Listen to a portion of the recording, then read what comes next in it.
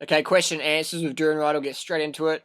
We've got 6 questions. First question is, Paul Neeson came to talk recently in Sydney, Australia, and said that there was an idiot going around telling people to eat more than 70 bananas a day, and more than a few pieces of fruit a day is unhealthy, and so is a vegan diet. What do you think of that?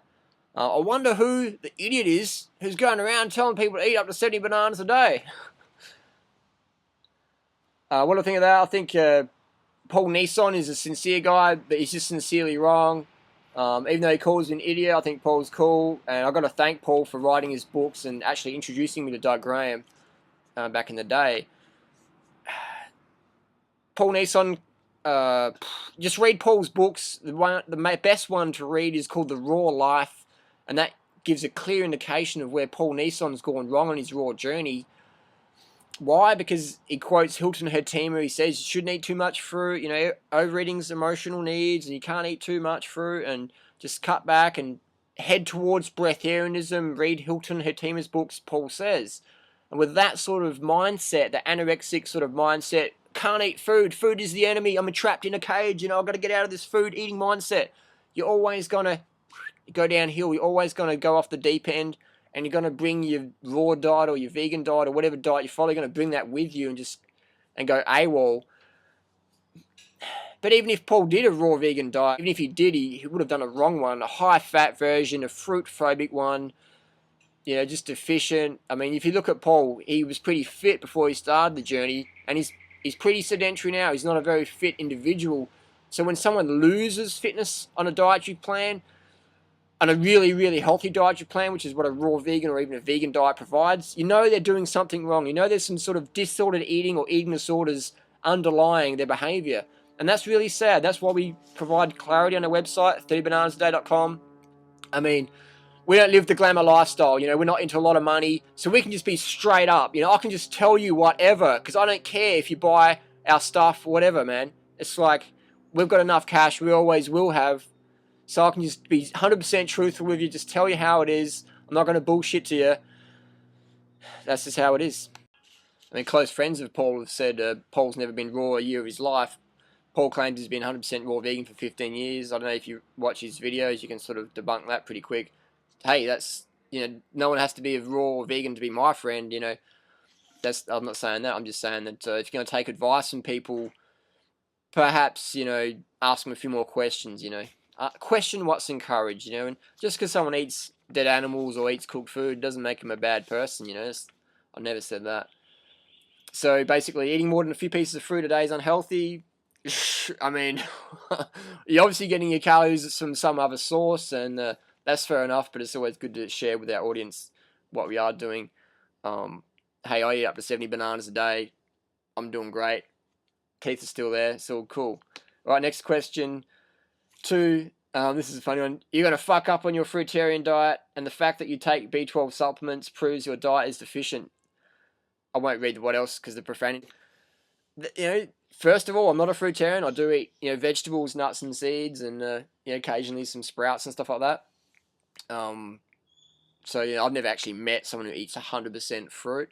I don't really think that's an optimum way. Why? Because what's wrong with celery or occasional bit of lettuce or, you know, a nut or seed, you know, if it's good quality now and then, I don't see that's a real issue there.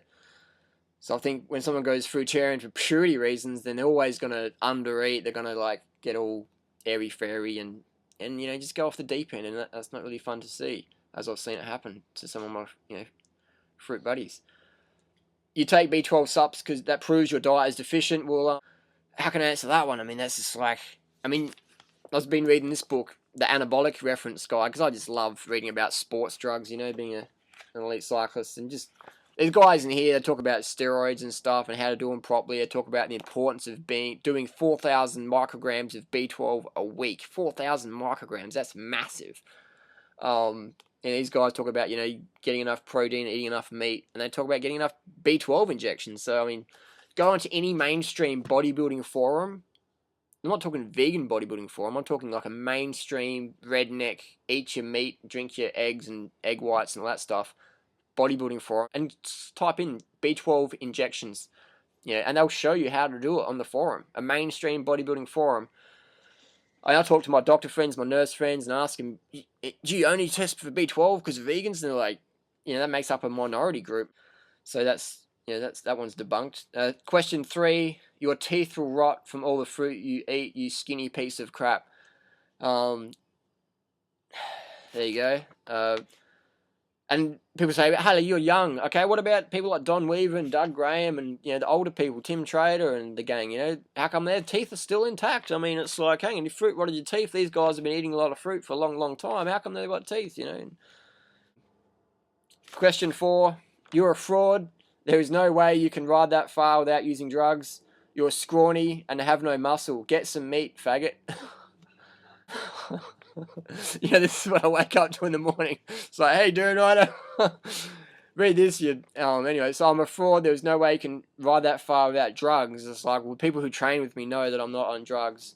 I'm not the fastest cyclist out there by any means, but I'm racing Div 1, racing A grade. I'm winning 24-hour mountain bike races. I'm not, a superstar, but I'm pretty damn fit. I'll admit that I'm pretty damn fit, and I like to train with the best cyclists in Australia when I'm doing a hard workout, because they're the guys that give me value for money for workouts, because chasing those guys down, I mean, these guys are just elite. So it's a great workout. But then they say I'm doing drugs, but then they say I'm scrawny and have no muscle, and it's like, hang on, if I can ride a bike 400 watts up a climb, and I weigh 66 kilos and hold that, for 6 minutes, how am I doing that if I don't have any muscle? Sure, cyclists, I'm a, endurance cyclist, and I like running marathons, and you're not going to find really big guys doing that at my level, you know what I mean? You're just not going to find that. Okay, so next question, number 5. David Wolf says he only eats 2,000 calories a day, but he is fat. How come? Victoria Botenko eats just 100% raw fruit and veg, 80-10-10 style, and is obese. You say that it's impossible to get fat. You owe me $10,000, smiley face. The $10,000, I'll put out an offer. If someone can show me the fat fruit eater, I'll give him 10 grand. So I owed someone $10,000. Well, perhaps not. I mean, Dave Wolf, he's a cool guy, great dude, energetic speaker, I really like a lot of things Dave says, and I don't agree with most of it, but Dave's got some gifts, man, and can't deny that. So Dave says he only eats 2,000 calories a day, but he is fat. How come? Well, Dave's obviously eating more than 2,000 calories a day, because you're not going to be this, Dave's body size on 2,000 calories a day, and Dave's got a bit of strength behind him, and he's got a bit of fat behind him, but it's, you're not going to maintain that at 2,000 calories a day. 2,000 calories a day, and if you're a man, you're going to be looking anorexic. So people are obviously eating other things, and that's fine. Doesn't make them bad people, but can be confusing, I understand. So Victoria Botenko, why is she obese? Just eats 100% raw fruits and vegetables. Well, Victoria's a lovely soul. Definitely helped me a lot in my journey. But I'm going to be honest with you, you're not going to maintain that weight eating just fruits and vegetables and nothing else. Doesn't even matter if you're eating cooked potatoes or rice. You're still not going to maintain that size. That's so. Yeah, well, I think I'll leave it there.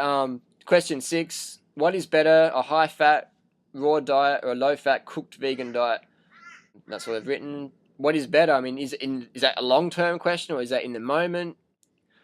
Long-term, definitely going to be better on a low-fat cooked vegan diet than a high-fat, raw diet. Why? Because you're going to have less fat in your blood. You're going to get more carbohydrates to your brain. You're going to have better glycogen reserves. But in the moment, yeah, you just have a high-fat diet, for an afternoon or something, that's okay. But when you're doing it day in, day out, then you might survive out of discipline, but eventually you'll hit a wall and you just be not feeling the best. So I'd recommend, definitely a low-fat cooked vegan diet any day versus, a long-term high-fat raw diet. And that's what we see. People go on this raw food thing and they just, cut back on the fruit, get hungry, and just eat heaps of nuts. And nuts are fine. The seeds are great. Perfect. But when you try and eat them, as your main calorie source, that's when the problems start. If raw's not our goal, that's great.